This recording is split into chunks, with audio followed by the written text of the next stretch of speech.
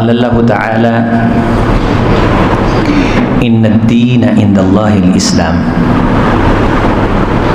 وقال تعالی ومن يبتغي غير الاسلام دینا فلن يقبل منه وهو في الآخرة من الخاسرین۔ تعریف و توصیف اللہ وحدہ لا شریک کے لیے، صلاۃ و سلام سید المرسلین خاتم النبیین حضرت محمد الرسول اللہ صلی اللہ علیہ وسلم کی پاک ذات کے لیے، قابل سعادت کریم دوستو، بزرگوں، نوجوان بھائیوں، اسلام ہمارے پاس زندگی گزارنے اور چلانے کا پورا نظام ہے، اور اس نظام کو عربی زبان میں دین کہتے ہیں۔ ما دینوں کا، تیرا دین کیا ہے؟ اس سے مطلب کیا تیرا دین کیا ہے، یعنی تو کن اصولوں پہ زندگی گزار رہا ہے۔ تو دینی الاسلام، میں اسلام کے دیے گئے اصولوں کے مطابق زندگی گزارنے پہ کاربند ہوں، اور میں نے اس پہ حلف اٹھایا ہے اللہ سے اس کا نام لے کے کہ میں تیرے اس نظام میں کسی کو شریک نہیں کروں۔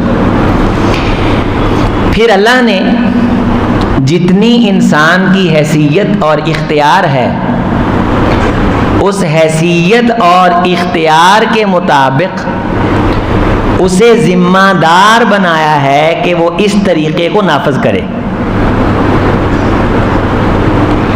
حکومت اپنی طاقت اور قوت کے مطابق ذمہ دار ہے، ادارے اپنے دائرے قوت اور طاقت کے مطابق ذمہ دار ہیں، میں اور آپ اپنی حیثیت کے مطابق ذمہ دار ہیں۔ اللہ نے مجھے، آپ کو ملک پہ اسلام نافذ کرنے کا ذمہ دار نہیں بنایا، لہذا آپ سے اللہ نہیں پوچھیں گے۔ نمبر 2، آپ یہ کوشش کریں گے کہ میں پاکستان پہ اسلام نافذ کر دوں تو آپ ناکام ہو جائیں گے۔ نمبر 3، حکومت سے ٹکر لیں گے تو باغی قرار پائیں گے۔ یہ اسلامی قانون میں بھی ہے اور ہمارے آئین میں بھی ہے۔ میری ایک حیثیت ہے، میرے بچے ہیں، میری بیوی ہے، میری دکان ہے، میرا کاروبار ہے، اس حیثیت کے مطابق میں نے اپنے معاملات کو دین کے مطابق گزارنا ہے، اسلام کے دیے گئے اصولوں کے مطابق میں نے گزارنا ہے۔ اگر مجھ سے کوئی بندہ لاکھ روپے مانگتا ہے اور میں اسے یہ کہتا ہوں کہ 1,00,000 لے لو اور 1,10,000 واپس کر دینا، میں ذمہ دار ہوں، میں سودی کام کر رہا ہوں، میں مجرم ہوں۔ ایک کام اسٹیٹ کر رہی ہے، ہم حکومت کی رہنمائی کریں گے، اسٹیٹ کی رہنمائی کریں گے، اس کے برے اقدام پہ دل کے اندر اضطراب رکھیں گے، اسے دلی طور پہ اچھا نہیں سمجھیں گے، اور ملک کے آئین اور قانون میں اس کے خلاف آواز اٹھانے کا جو جائز حق ہے، اس حق کو ہم استعمال کریں گے۔ ہمارے ہاں مسئلہ یہ ہے کہ اسلام نافذ کرنے کی بات وہ کرتے ہیں جن کے اپنے بچوں پہ اسلام نافذ نہیں۔ پورے پاکستان پہ روزانہ اسلام کا جھنڈا وہ لہرا کے سوتے ہیں جنہیں سورۃ الفاتحہ کا ترجمہ نہیں آتا، عوام کو بیوقوف بنایا ہوا ہے، اور خود نعرہ شعرہ مار کے انقلاب کے دائی اور علمدار بن کے یہ گھروں میں پھر لمبی نیند سو جاتے ہیں۔ مجھ آپ سے اللہ نے میری آپ کی حیثیت کے مطابق پوچھنا ہے کہ میں نے تجھے یہ طاقت دی تھی، تیرا دائرہ کار اتنا تھا، تو تو نے اس دائرے میں کتنا اسلام نافذ کیا ہے؟ ہم میں سے ہر بندہ جتنی اس کے پاس حیثیت ہے وہ اتنا ہی لبرل بننے کی کوشش کرتا ہے، جدت پسند بننے کی کوشش کرتا ہے۔ امیر ہو نہ ہو، امیر دکھنا ضرور چاہتا ہے۔ اسلام دکھنے دکھانے پہ یقین نہیں کرتا۔ اسلام کہا ماننا، سننا، ان تمام تر باتوں سے نکل کر عمل کی زندگی پہ یقین رکھتا ہے کہ یہ بندہ باتیں مانتا کتنی ہے، اپناتا کتنی ہے، ان پہ عمل کتنا کرتا ہے۔ تیرا دین کیا ہے؟ یعنی تیرا گھر کس طریقے پہ چل رہا ہے؟ تو نے بچوں کی شادیاں، ان کے رشتے کن طریقوں پہ طے کیے؟ تیرے کاروباری معاملات کن طریقوں پہ مشتمل اور مبنی ہیں؟ تیری زندگی کا مقصد کیا ہے؟ یہ ہے دین، اور یہ تمام تر چیزیں اسلام اپنے ماننے والوں کو واضح طور پہ بتاتا ہے۔ اسلام کی مرکزیت، اسلام کی اکائی، اسلام کی بنیاد وہ توحید ہے کہ سب سے پہلے تم نے اللہ کی ذات پہ ایمان اور یقین رکھنا ہے کہ اختیار، قوت، کنٹرول، قبضہ، تسلط اور پاور، حکم اور حاکمیت کس کو حاصل ہے؟ صرف اور صرف ایک اللہ کو۔ لیکن اگر میں آپ دیکھیں کہ میرے گھر میں کچھ ایسی پاوروں کے معاملات بھی داخل ہو رہے ہیں کہ جن کا اللہ کے حکم کے ساتھ مخالفت کا رشتہ ہے، گھر کے اندر یہودیوں سے سلام دعا کی باتیں ہو رہی ہیں، گھر کے اندر لبرل اور بیزار طبقے سے، دین متنفر طبقے سے بچے بچی کے رشتے کی باتیں ہو رہی ہیں، گھر کے اندر صرف بزنس کی پرمیشن کی باتیں ہو رہی ہیں کہ بس مقصد یہ کہ قارون بنے، خاندان پہ دھاک بیٹھے، معاشرے میں پتہ چلے کہ ہمارے پاس اتنا سرمایہ۔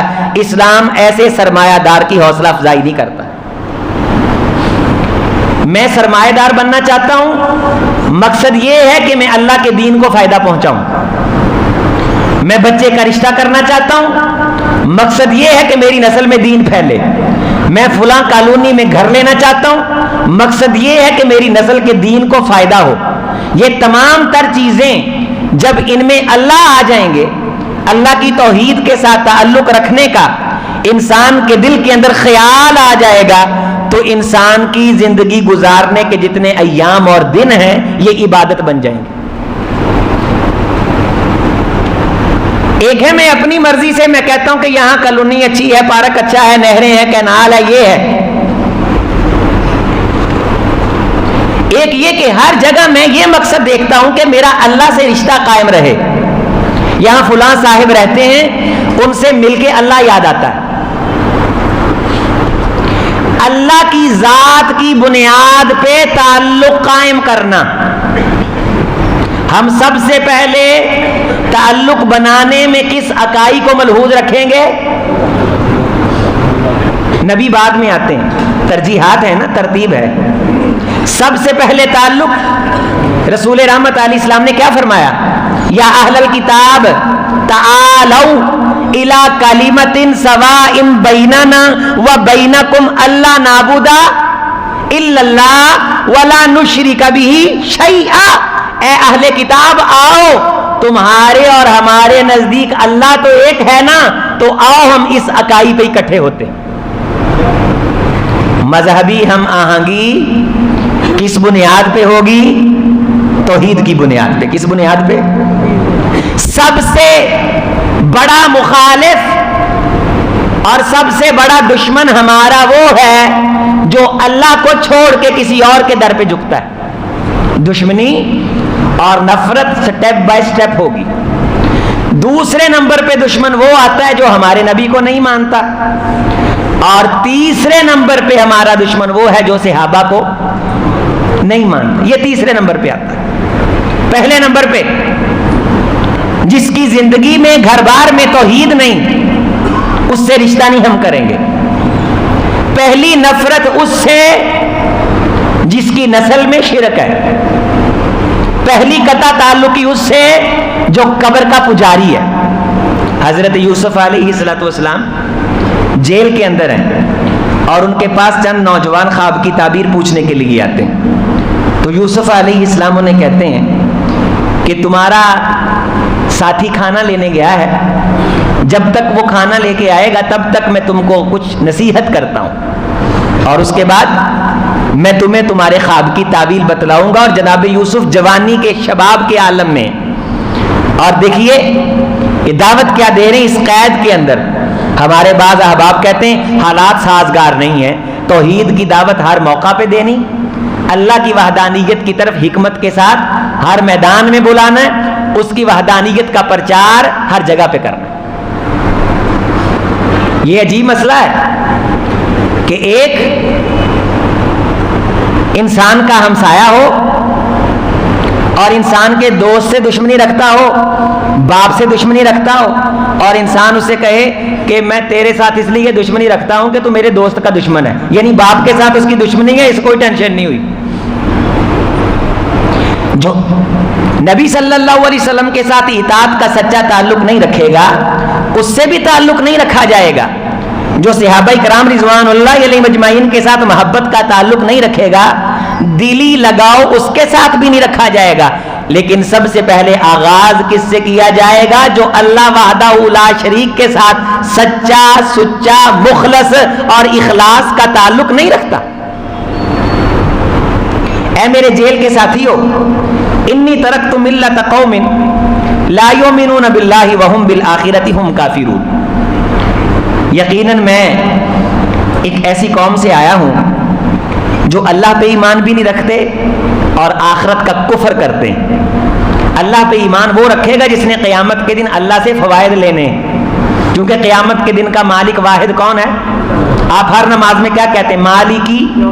کوئی حکمران نہیں ہوگا, اکیلا حکمران اللہ وحدہ. اب بھی اللہ کی حکومت ہے, لیکن اس نے چند لمحوں کے لیے کسی کسی کو حکومت عطا کر دی ہے تاکہ وہ اپنے دائرہ کار میں اللہ کے نظام کو کیا کرے؟ نافذ کرے. وَاعْبُدُوا اللَّهَ وَاجْتَنِبُوا الطَّاغُوتَ, تم سبھی کے سبھی اللہ کی بندگی, اس کے نظام کو دنیا میں نافذ کرو.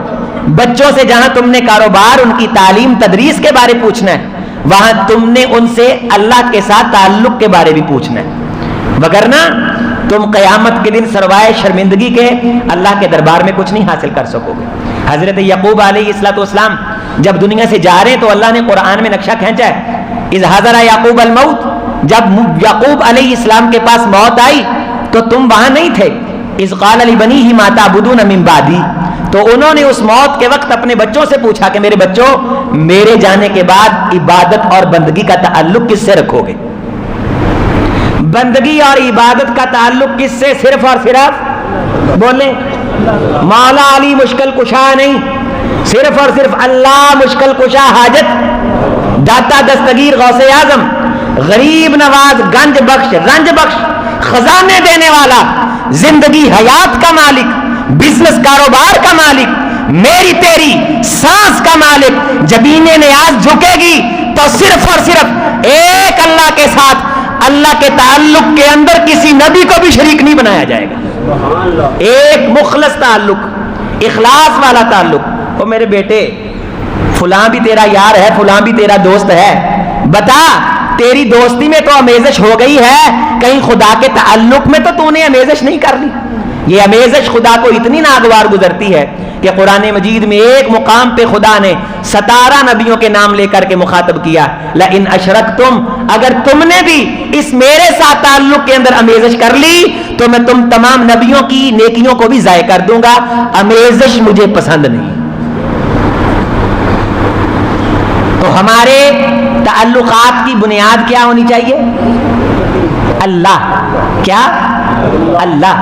اور یہ سن لو, اگر کسی بندے کے پاس عقیدہ توحید ہے، آپ اس سے نفرت کرتے ہیں، اور ایک کے پاس عقیدہ توحید نہیں ہے، اس سے نفرت کرتے ہیں، یہ دونوں نفرتیں برابر نہیں ہیں۔ جس کے پاس ستھرا عقیدہ ہے اس سے نفرت رکھنا جرم اور گناہ ہے، جس کے پاس عقیدہ توحید نہیں اس سے نفرت رکھنا ثواب اور دین ہے۔ اے سارے بھابیاں تو دکھی نے، اس کے انسان ہونے کی وجہ سے آپ نے جو نفرتیں پال رکھی ہیں وہ اخلاقی دائرہ کار ہے، وہ بہت بعد میں آئے گا۔ سب سے پہلے یہودیوں عیسائیوں آؤ، تم ہم کو قبول کرو، ہم تم کو قبول کرتے ہیں، اس بنیاد پہ کہ اللہ کا شریک کوئی نہیں، اللہ نعبد الا اللہ ولا نشرک بہ شیئا۔ آؤ ہم یہ معاہدہ کرتے ہیں کہ ہم اللہ کے ساتھ کسی کو شریک، عزیر اللہ کے بیٹے نہیں، عیسیٰ ابن اللہ نہیں، یہ سبھی اللہ کے بندے ہیں، اللہ کے نبی اور رسول ہیں۔ یہاں موجودہ اس دور میں آ جائیں تو ون سونے آپ کو پیر ملیں گے، پھرن پیر جگتے جمیں برساتی ٹڈیوں کی طرح، اور عقیدہ یہ کوئی کہتا ہے، یہ ایک پچھلے دنوں لاسانی سرکار فیصلہ آباد کا کہ کہتا ہے میں ناؤز باللہ اللہ کا بیٹا ہوں۔ پھر کسی نے خنجر رسید کر دیے، کہنے لگا نہیں میں رسول اللہ کا بیٹا ہوں۔ حضرت محمد رسول اللہ صلی اللہ علیہ وسلم کا تو بیٹا تھا ہی نہیں۔ ما کان محمد ابا احد من رجالکم، محمد الرسول اللہ تم مردوں میں سے کسی کے باپ نہیں، صلی اللہ علیہ وسلم۔ یہاں کہتے ہیں جی یہ پیر صاحب ہیں، یہ چھو کر کے یہ ٹانگیں سیدھی کر دیتے ہیں، یہ شفائیں بانٹتے ہیں، یہ مشکل کشائی کرتے ہیں۔ یہاں جناب علی ایک دروازہ ہے، اس سے گزرنے سے جنت مل جاتی ہے۔ تمہارے ہاتھوں وہ دروازہ آ گیا جس سے گزر کے تم جنت لے لیتے ہو، تو جن علاقوں میں یہ دروازہ نہیں وہ کیا کریں؟ جنت جانے کا دروازہ۔ رحمت کائنات علیہ السلام نے فرمایا جنت کی کنجی نماز، عقیدہ توحید اس کنجی کے دندانے۔ حضرت ابو ہریرہ رضی اللہ تعالی عنہ نے فرمایا جس بندے کے پاس کنجی نہیں، عقیدہ توحید نہیں، چابی کے دندانے نہیں، اللہ کو مانتا نہیں، اس کے ساتھ اخلاص کا تعلق نہیں، اس کے اندر شراکت کیے پھرتا ہے، قیامت کے دن محروم ہوگا اگرچہ جتنے مرضی بڑے بڑے جھنڈے لے کے آ جائے۔ خاوند اور بیوی کے تعلق میں کوئی شراکت نہیں، کوئی شراکت نہیں۔ اور اسلام کا مزاج دیکھیے، اگر خاوند نے طلاق دے دی ہے تو جب تک عدت نہ گزار لے، ایام نہ آ جائیں، مینسز نہ آ جائیں، تاریخ نہ آ جائے، حیض نہ آ جائے، تب تک وہ آگے نکاح نہیں کر سکتی، تاکہ پتہ چل جائے اس کے پیٹ میں پچھلی نسل ہے، کسی کی شراکت نہ ہو۔ خدا تمہیں دنیا میں شراکت سے بچاتا ہے، تمہیں اللہ تنہا کرتا ہے کہ ایک بچے کا ایک باپ ہے، ایک وقت میں دو باپ نہیں۔ تم غیرت سے جیو اور خدا کے حصوں میں شریک ٹھہراؤ ان بابوں کو جو اپنی موت اور حیات کے مالک نہیں ہے، اور تم جنت کے خواب دیکھو۔ جنت خدا کی خدا سے بڑھ کے غیور کوئی نہیں ہے۔ اس نے سب سے پہلے جنت سے اگر کسی وجہ سے محروم کرنا ہے تو محروم ہونے کی وجہ کفر اور شرک ہے۔ پہلی وجہ شرک ہے۔ اللہ نے اعلان کیا قرآن مجید میں کہ میں نے مشرک پہ جنت کو حرام کیا۔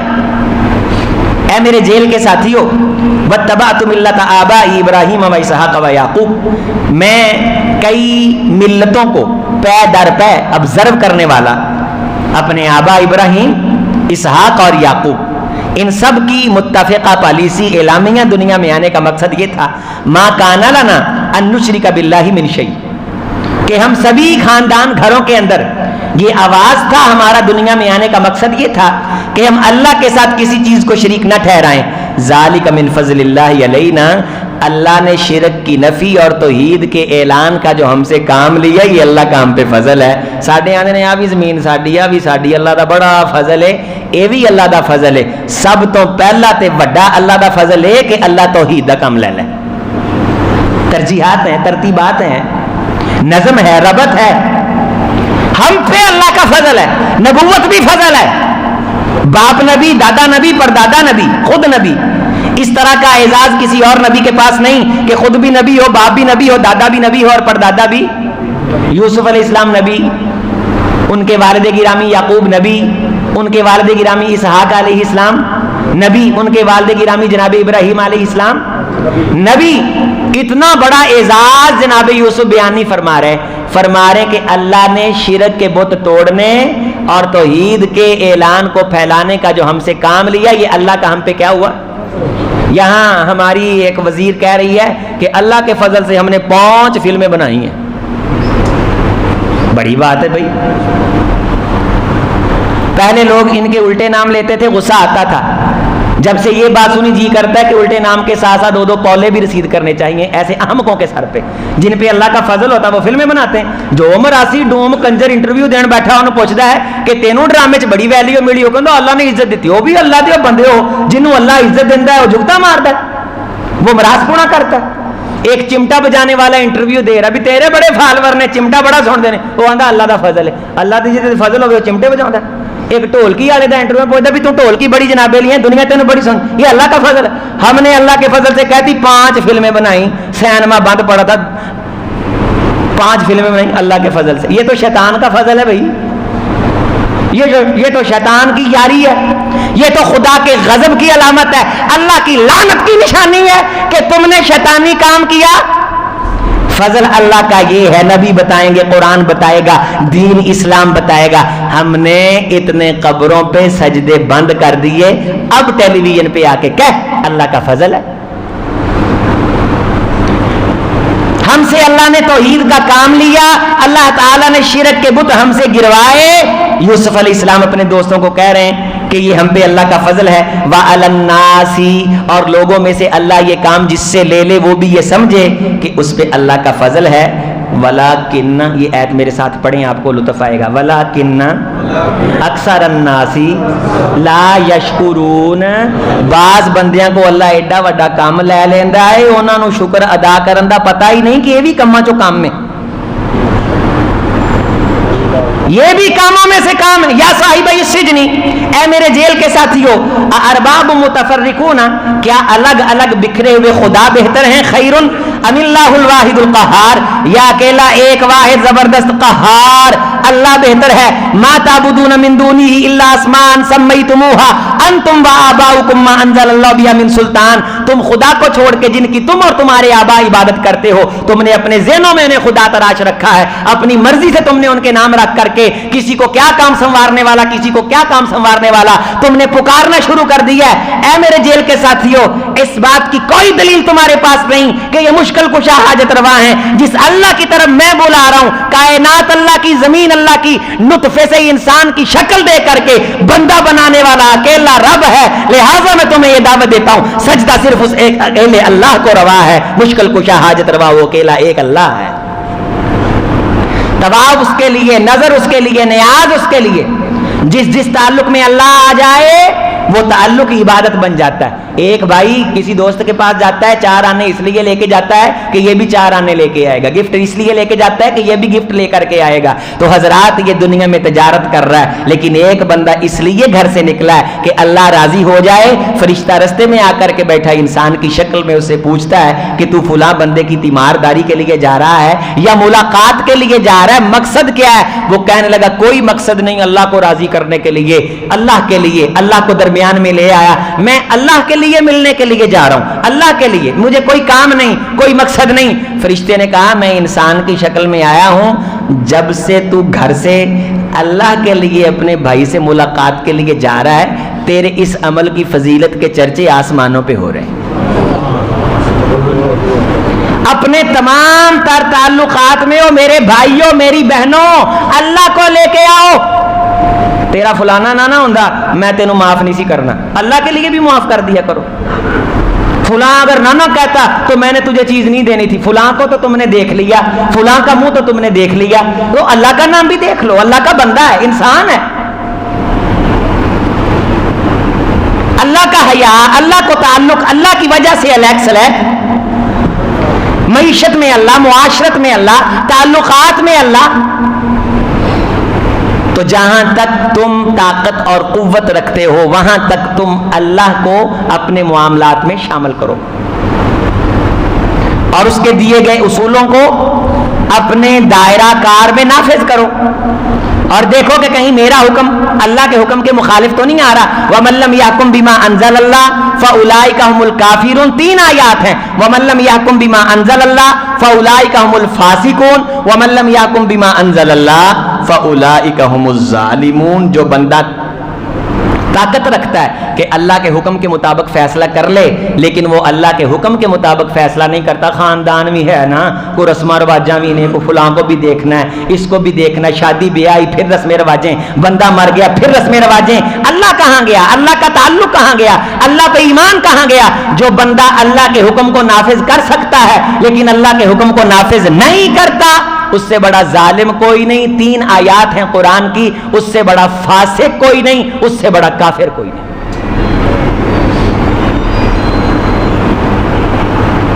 ہمارے بعض بھائی یہ فوتگی کے بعد فوراً یہ کل خانی کا جو اعلان کر دیتے ہیں، اس میں تو حکومت ہمیں مجبور نہیں کرتی۔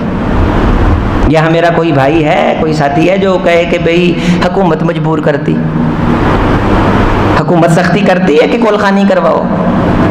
یہ میاں چنوں میں کوئی ایسا ہے، کوئی تھانہ کچہری مداخلت کرتا ہو کہ کول خانی کرواؤ؟ بولیں تو صحیح یار، کسی بات کا جواب تو دیا کرو، ہے کوئی؟ اچھا یہ کیوں کرواتے ہیں؟ اللہ نے کہا ہے،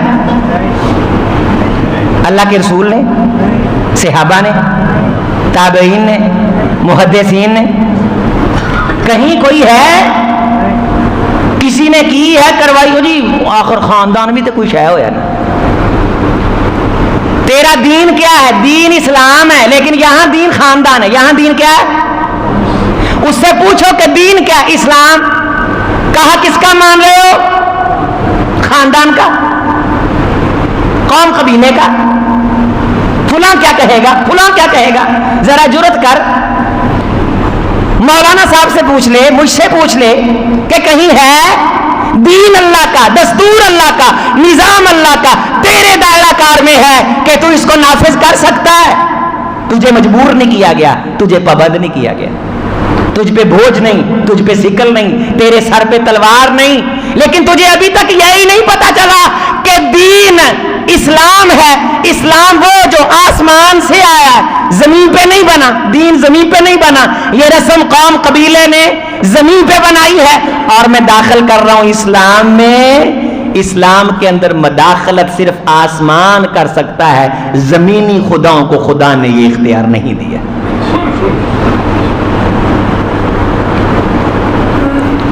دلیری کر، جرت کر، پوچھ، کوشش کر، تعلق رب کی وجہ سے تیرا دین اسلام ہے، دستور اسلام ہے، نظام اسلام ہے۔ یعنی میں نے آپ کو سمجھایا ہو میرے عزیزوں، میرے بھائیوں، میرے پیاروں، اللہ آپ کی زندگیوں میں برکتیں دے، میں نے آپ کو دین کی بڑی آسان ڈیفینیشن سمجھائی ہے۔ تیری زندگی گزارن دا طریقہ کی ہے، اینو عربی چ کہندے نے تیرا دین کی ہے، دین اسلام، ایمان اسلام، قربان محمد رسول اللہ صلی اللہ علیہ وسلم پہ۔ لیکن دین پہ عمل کرنے کی باری آئے تو پھر خاندان مذہب اور اسلام بن جائے۔ یہ جو تم نے دین بنا رکھے ہیں یہ صرف تمہاری ذہنی اختراعات ہیں، رب اور رب کے رسول کا یہ دیا ہوا نہیں ہے۔ ان الحکم الا للہ، میرے بھائیوں فیصلہ صرف اور صرف اللہ کا چلے گا۔ ہمارا اللہ تعبدوا الا اياه، اس اللہ نے حکم دیا ہے کہ بندگی صرف اور صرف اسی کی خالص ہو کر کے کی جائے گی۔ ذالک الدین القیم، یہی سیدھا دین ہے۔ ولکن اکثر الناس لا یعلمون، لیکن اکثر بندے اس بات کا علم ہی نہیں رکھتے کہ سیدھا سیدھا دین کہندے کنوں نے۔ ہماری بھی بات سیاسی مجبوریاں ہوتی ہیں، ہم بھی ایسے فنکشن اور ایسے ایونٹ اٹینڈ کر لیتے ہیں، یا تو آپ دعوت دینے کے لیے جائیں، وہاں لوگ اکٹھے ہیں، ان کے اکٹھ کا فائدہ اٹھا کے انہیں آپ قرآن اور حدیث کی بات سنائیں اور ان تک دین کا پیغام پہنچائیں۔ اسلام جینے سے لے کے مرنے تک افراد سے لے کے حکومت تک تمام تر اسلوب طے کرنے کے طریقے بتاتا ہے، اصول طے کرنے کے طریقے بتاتا ہے. اور جب ہم ان اصولوں سے نکلتے ہیں تو سوائے دنیاوی نقصان کے ہمارا اور کچھ نہیں ہوتا، چونکہ اللہ سے بڑھ کے ہمارا خیر خواہ کوئی نہیں ہو سکتا. اللہ کے رسول صلی اللہ علیہ وسلم سے بڑھ کے ہمارا خیر خواہ کوئی نہیں ہو سکتا. یہ پھر ابھی میت والوں کو غم ہوتا ہے، افسوس ہوتا ہے، تو ہم سپیکر پہ اعلان کر دیتے ہیں روٹی کھا کے جایا جی، روٹی کھا کے جایا جی. یہ روٹی کا تعلق ہے یا اللہ کے لیے ہے؟ قبر پہ مٹی پوری پڑی نہیں ہوتی تو بوٹیوں پہ جھگڑے ہو رہے ہوتے ہیں. چکن مٹن بیف پہ باتیں ہو رہی تھی، فلاں مریا تو ایڈی سونی ہونا روٹی کھوائی سے روٹی چاہیے نہیں بنائی. یہ ہمارے معاشرے کے رجحانات کی عکاس چیزیں. ہم تو خدا کے لیے کسی مرے کو معاف کرنے کے لیے تیار نہیں، زندے کو ہم نے 10 روپے کیا چھوڑنے اللہ کے لیے. آپ علیہ الصلوۃ والسلام نے فرمایا اگر کوئی بندہ کسی سے قرض لینا ہے، درمیان میں اللہ کو لے آتا ہے، جا میں نے تجھے اللہ کے لیے چھوڑا، تو قیامت کے دن اس کے وہ گناہ جو ناقابل معافی تھے اللہ معاف فرما دیں گے. زندگی کے کسی معاملے میں اللہ کے کہے پہ ڈٹ کے تو دیکھ بھئی اللہ یہ کہتا ہے، حدیث میں یہ ہے، نہیں پھر میں نہیں کروں گا. سارا خاندان تیرا مخالف ہو جائے تو استقامت اختیار کر، اللہ کی قسم تو تنہا نہیں مرے گا، تیرے ساتھ جگ ہوگا، خدا ہوگا، خدا کی خدائی ہوگی. سٹینڈ لے کھڑا ہو. تو ڈرتا ہے کہ تو خاندان میں اکیلا رہ جائے گا. یہاں اکیلا یوسف علیہ السلام جیل میں بیٹھا دعوت دے رہا اور توحید کی دعوت دے رہا.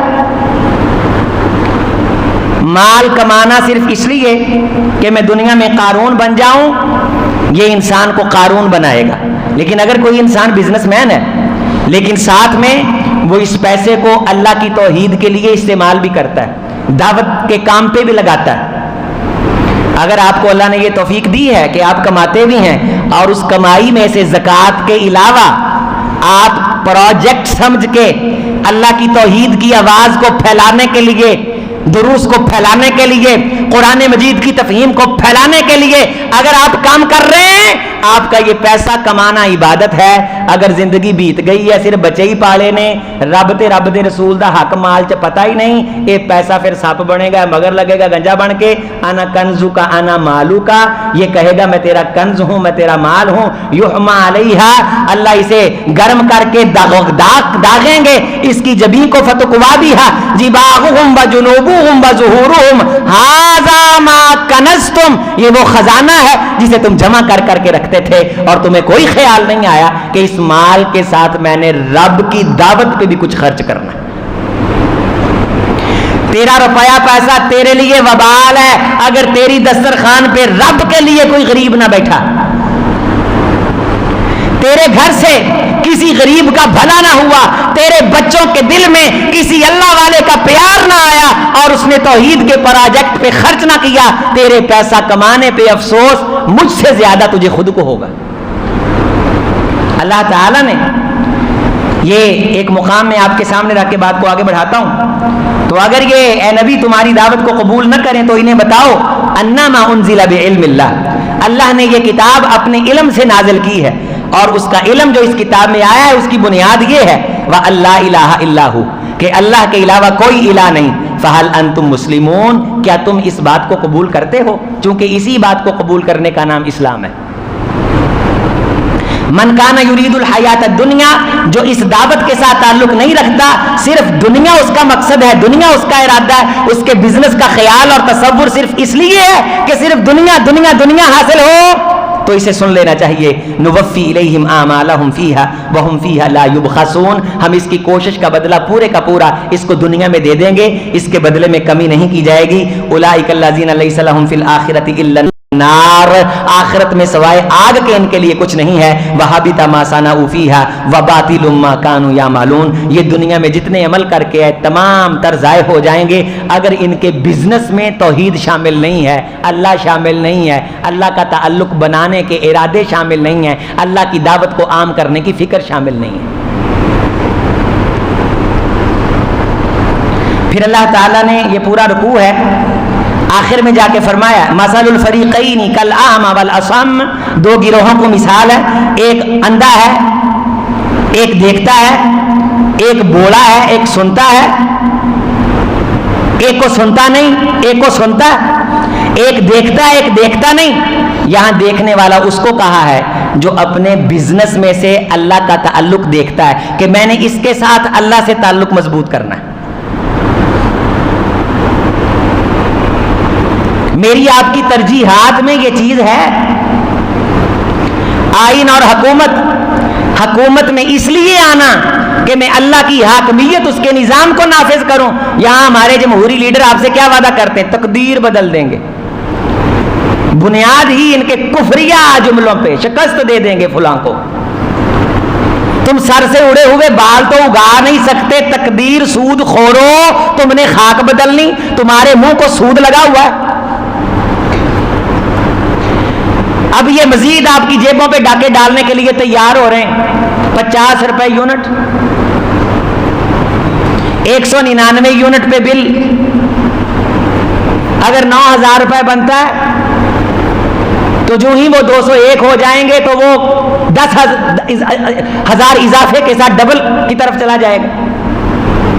آپ کے ہر بل کے اندر ریڈیو کی فیس آئے گی 15 روپے اور ٹیلی ویژن کی فیس آئے گی 50 روپے۔ ویکھو ٹیلی ویژن نہ ویکھو 50 روپے دینے نے، ریڈیو سنو نہ سنو 15 روپے۔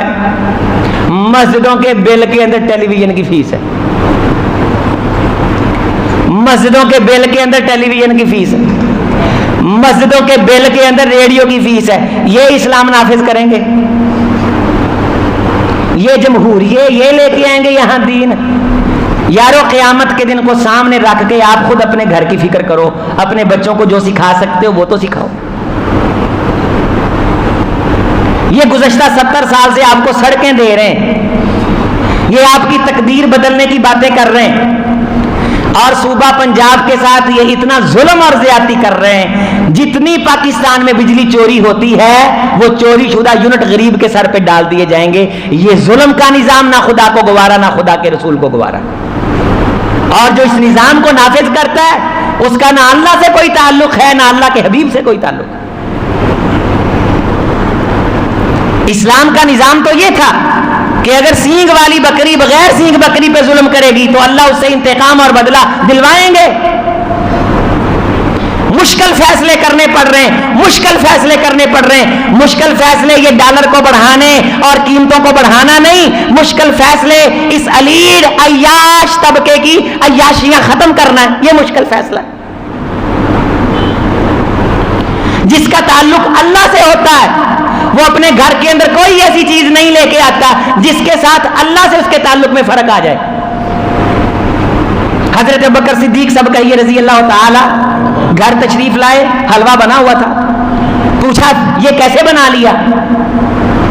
کہا امیر المومنین اسپیشل پے تو کوئی آئی نہیں، لیکن روزانہ کے راشن سے ایک مٹھی آٹا ہم بچا لیتے تھے، اور جب وہ اتنا ہوا کہ اس کو دے کے میٹھا خرید سکیں ہم نے وہ دے کے بیچ کے اس کے عوض حاصل ہونے والے روپے سے یہ میٹھا اور اس کا سامان خریدا ہے۔ اچھا اس کا مطلب ہے کہ روزانہ کے راشن سے ایک مٹھی کم ہو تو گزارا ہو سکتا ہے، امیر المومنین کے گھر میں میٹھا پکے اور غریب کے گھر میں نہ پکے، خدا قیامت کے دن پوچھے میں شرمندہ ہوں یہ میٹھا میرے اور خدا کے درمیان فرق لا رہا ہے، لہذا آئندہ سے راشن سے ایک مٹھی کم آئے گی۔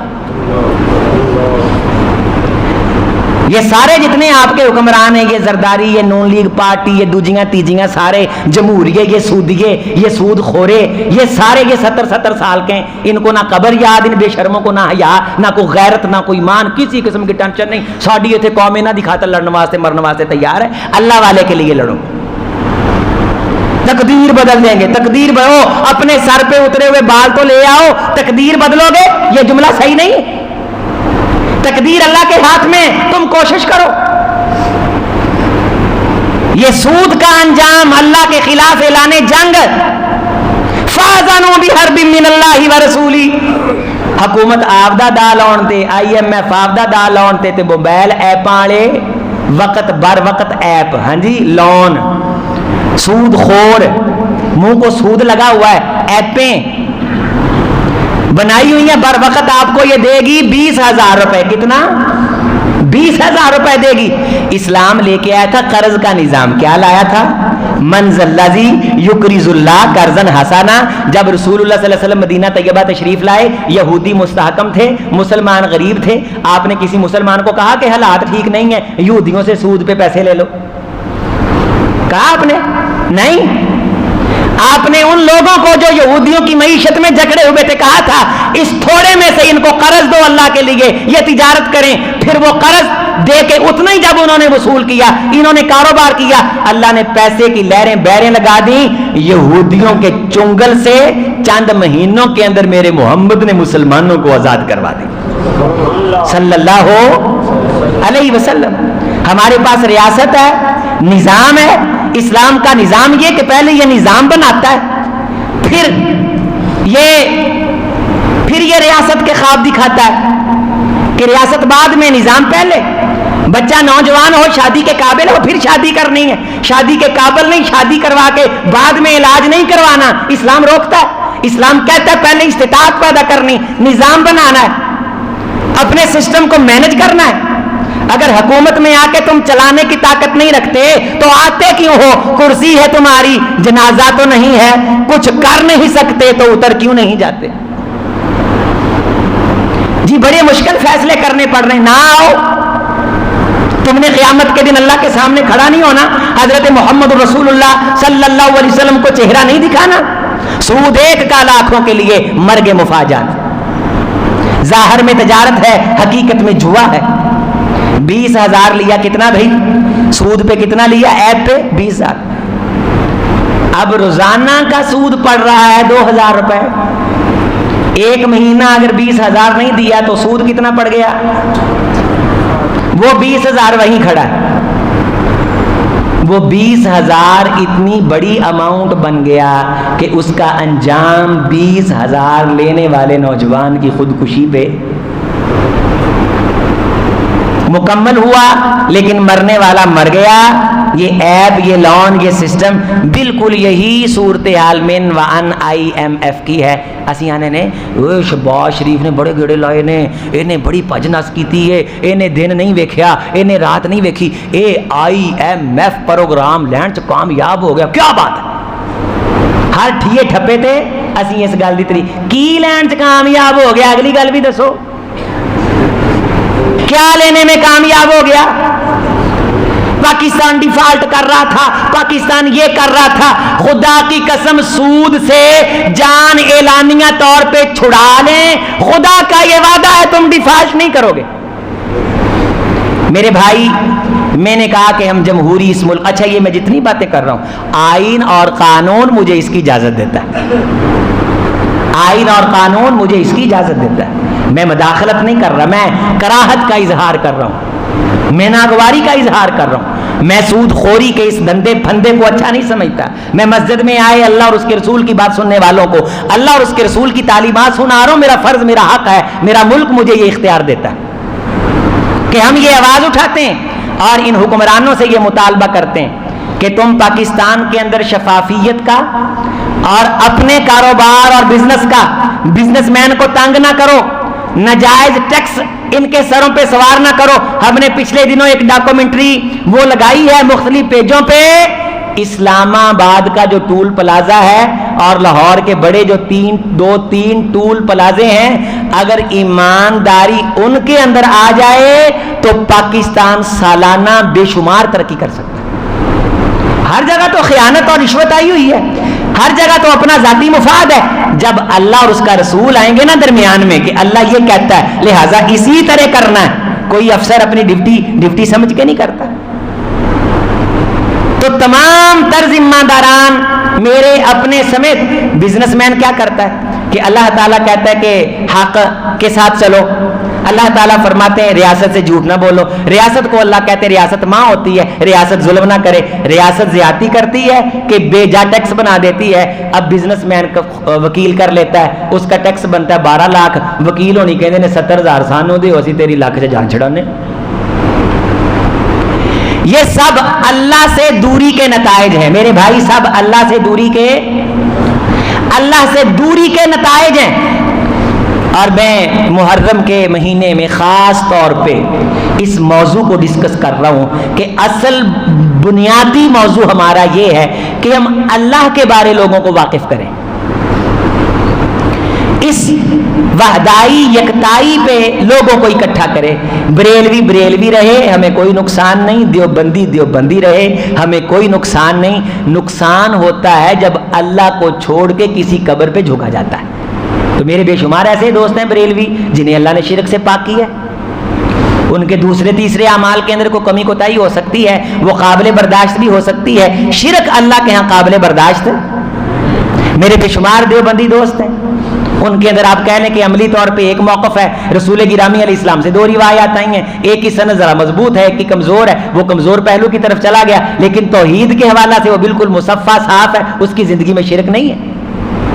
تو اپنے یاروں دوستوں میں، اپنی مجلس میں توحید والے ساتھیوں کو پرموٹ کرنا، توحید کی دعوت کو پرموٹ کرنا اور اللہ کے نام کو درمیان میں لے کر کے آنا، اللہ کی محبت کی جوت جلانا، اللہ کی محبت کو عام کرنا، اپنے بچوں کو، خاندان، قوم، قبیلے کو اللہ کے نام پہ اکٹھا کرنا، اس کی دی گئی اس کتاب کو اپنے گھر بار کا نصاب بنانا، محمد الرسول اللہ صلی اللہ علیہ وسلم جو اس کا پیغام ہم تک پہنچانے کے لیے آئے، ان کی سیرت کو مشعل راہ بنانا، یہ ہماری بنیادی اکائیوں میں سے پہلے نمبر پہ آنے والی فرسٹ ترجیح ہے، جو ہم اس ترجیح کو اپنے قلب و جبر میں رکھ کر کے جب توجہ دیں گے تو یقینی طور پہ انسان کا دنیا میں آنے کا جو مقصد ہے نا وہ پورا ہوگا، اور مرنے کے بعد جب فرشتے اسے پوچھیں گے ماں دینوں کا، تو یہ جواب دے سکے گا کہ میں زندگی آپدے طریقے دے مطابق نہیں، گلی محلے چ چلتا سی ممی اداں زندگی گزار کے آ گیا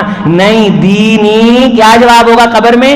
دینی الاسلام، میں جیڑے طریقے دے مطابق زندگی گزار کے آیا نا اس طریقے نو کی آندے نے؟ اسلام آنے۔ فَعْلَمُوا أَنَّمَا أُنزِلَ بِعِلْمِ اللَّهِ أَنَّهُ لَا إِلَهَ إِلَّا هُوَ، لوگوں سن لو یہ کتاب اللہ نے اپنے علم سے نازل کی ہے، اس اللہ کے علاوہ الہ کوئی نہیں۔ فَهَلْ أَنْتُمْ مُسْلِمُونَ، کیا تم مسلمان ہوتے ہو؟ مسلمان ہونے کا مطلب یہاں کیا کہا گیا ہے؟ کیا تم اللہ کو وحدہ لا شریک مانتے ہو؟ اپنے عقیدے کو ستھرا اور صاف رکھتے ہو؟ اگر تو میرا آپ کا عقیدہ، نظریہ، خاندان، قوم، قبیلے، جہاں تک استطاعت تھی، حیثیت، طاقت تھی، یہ چیزیں نافذ تھیں تو میں قبر کے اندر یہ جواب دے سکوں گا دینی دینی، ورنہ بعض بندے قبر میں جا کے یہ کہیں گے اقول ما یقول الناس، جو لوگ کہتے تھے ہم بھی وہی کہتے رہے،